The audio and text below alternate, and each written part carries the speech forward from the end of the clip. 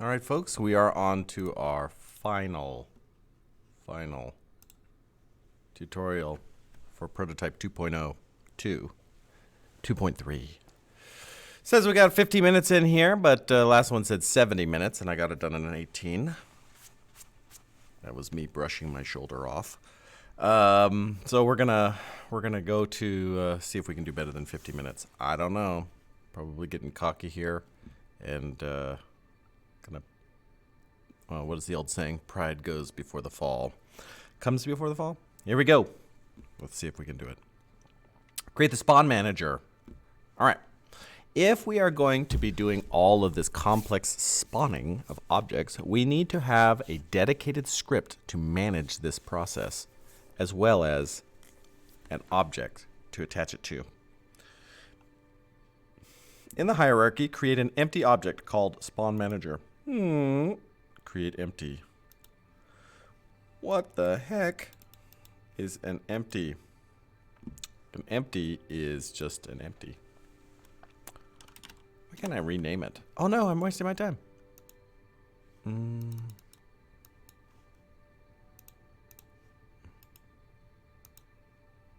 That's a bug. You know what? I should probably save my progress. Save. I haven't saved yet. Let's delete this thing and try to create it again. Delete. And create an empty. Rename. Oh, it's bugging. So I'm going to close that. I'm going to hit save. And then we'll just reopen it again and see if that fixes the problem. Prototype number 2. Sometimes Unity will just kind of flip out for no reason.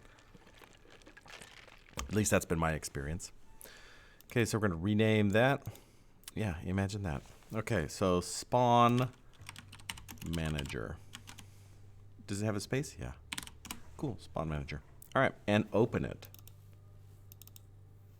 We're going to reset this thing.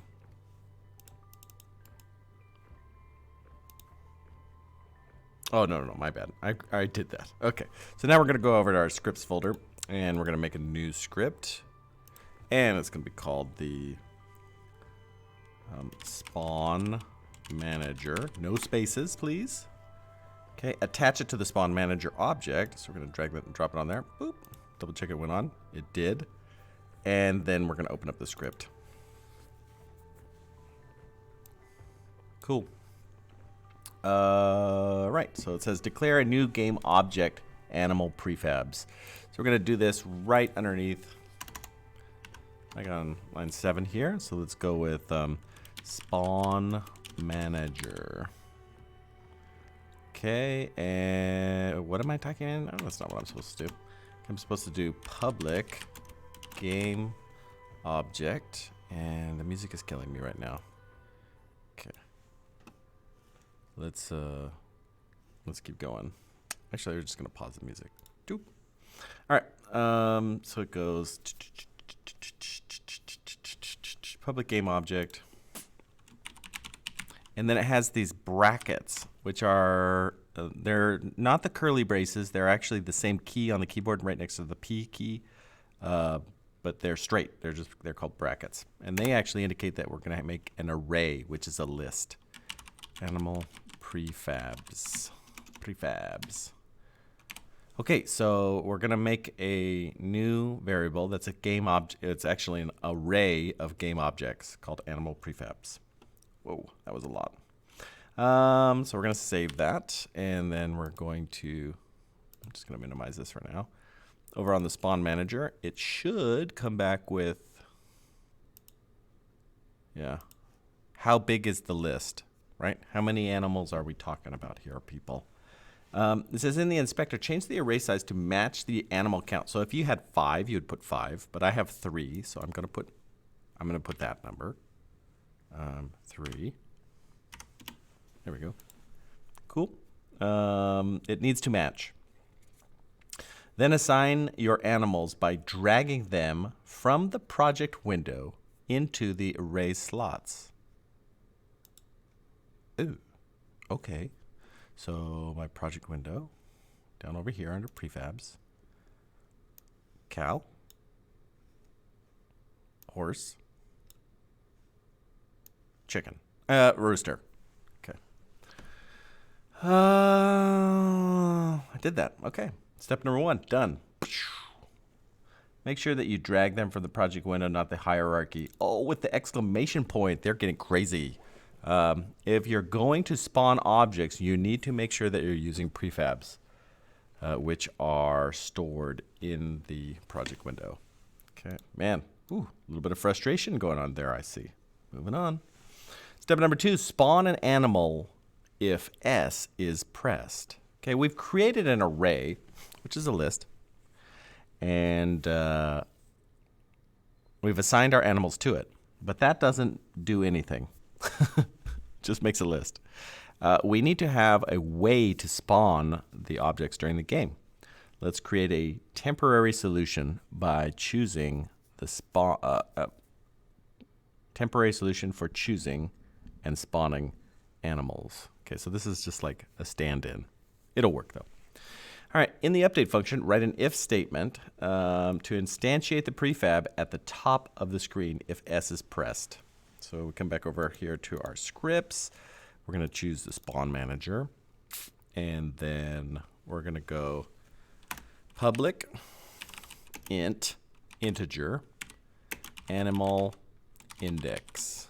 There we go. All right, and now in our update function, we've got if input dot get key down is key code dot s for snake. Okay, there we go. Now we will instantiate the animal prefab, brackets animal index with the new vector 3 0 0 20. Okay, and then after that we're going to put animal prefabs again with the animal index dot transform dot rotation.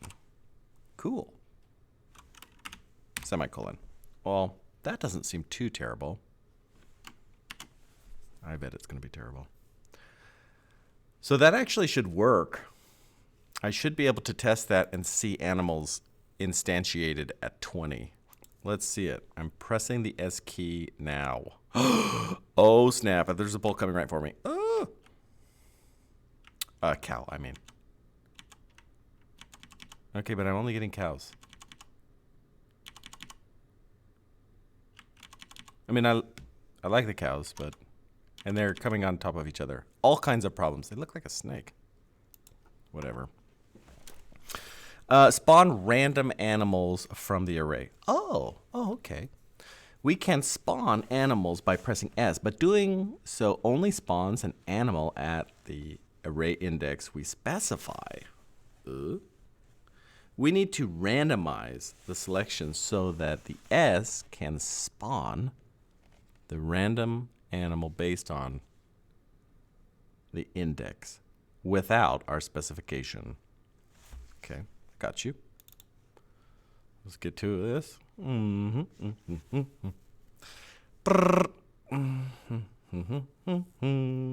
We delete this one?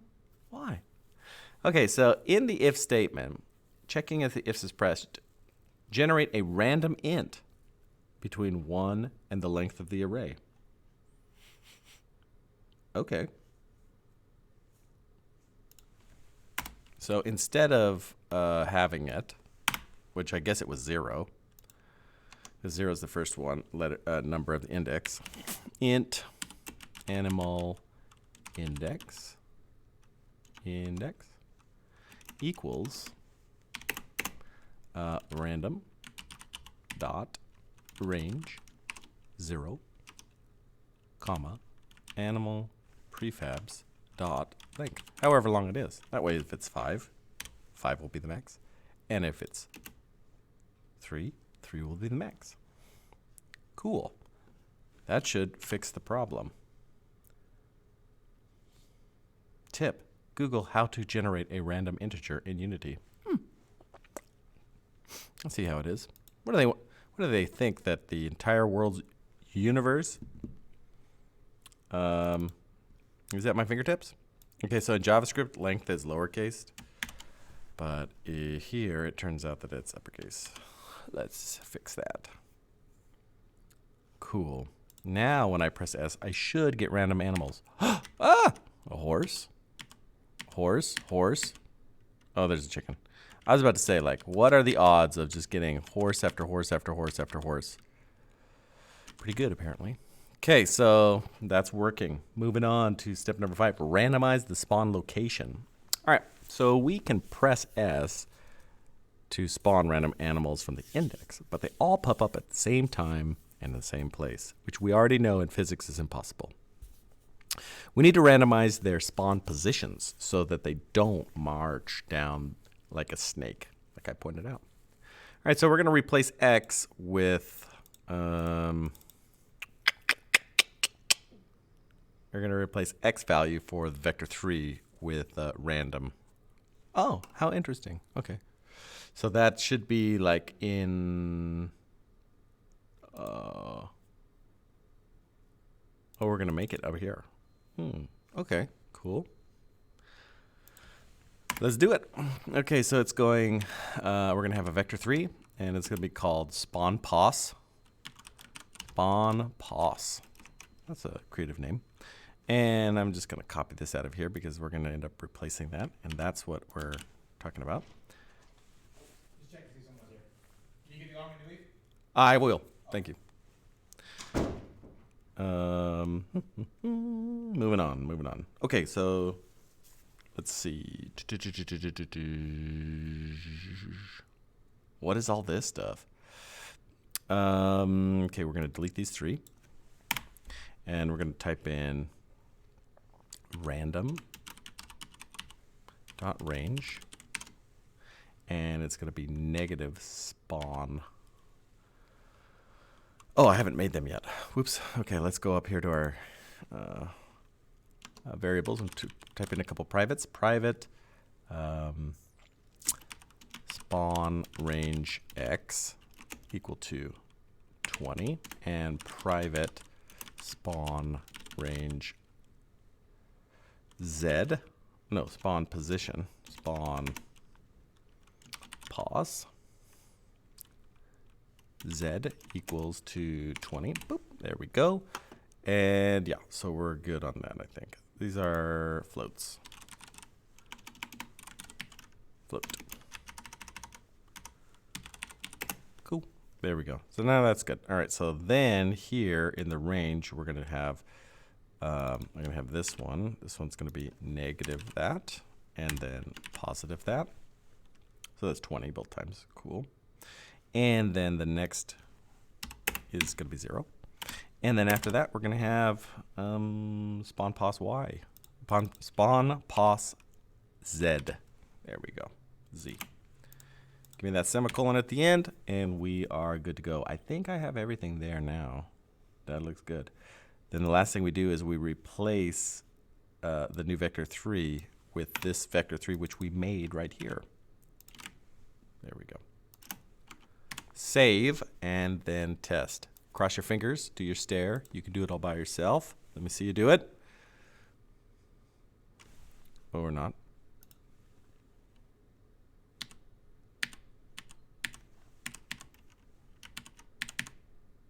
Wow. High volume of chickens right now. Oh, horses. There they go. Whoa. It is working.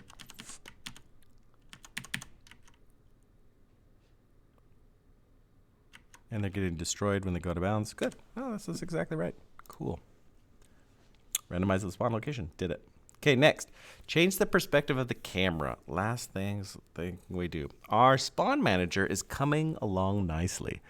So let's talk about, let's take a break and mess with the camera. Changing the camera's perspective might offer a more appropriate view for this top-down game. Okay, toggle between the perspective and isometric views in the scene view to appreciate the difference. So we go over to the scene view, and then, so this is where the perspective view is. Whoa, and isometric. This is like hecka zoomed in. That was weird. Blah. Makes me like want to throw up a little bit. There we go. So you can see the difference between these two views. Like these lines are perfectly straight and parallel in isometric, and when you flip them in perspective, they actually start to merge towards the vanishing point. Vanishing point? And in the isometric view, they do not do that. Both of these views are good for their own things. Okay. But I don't really know what the directions are trying to do, so let's figure this out. Okay, select the camera and then change the projection from perspective to orthographic. So camera, and then where's the perspective of the camera? Projection, perspective to orthographic. Burp. Oh, that's weird. Let's check that out. Let's see what that does. Ooh. Oh, like they're straight up and down. You don't see the body of the animal sideways anymore. Well, okay. Got it. That's it? That's all you're trying to teach me how to do on that? Okay, whatever. It's all good. Seems like a lot of animation work for a top-down game, but never mind that now. And that is it. That is it for what we are trying to learn. Okay, so I'm going to Control S to save this, and I'm going to press stop. I got that done in 17 minutes. Yeah.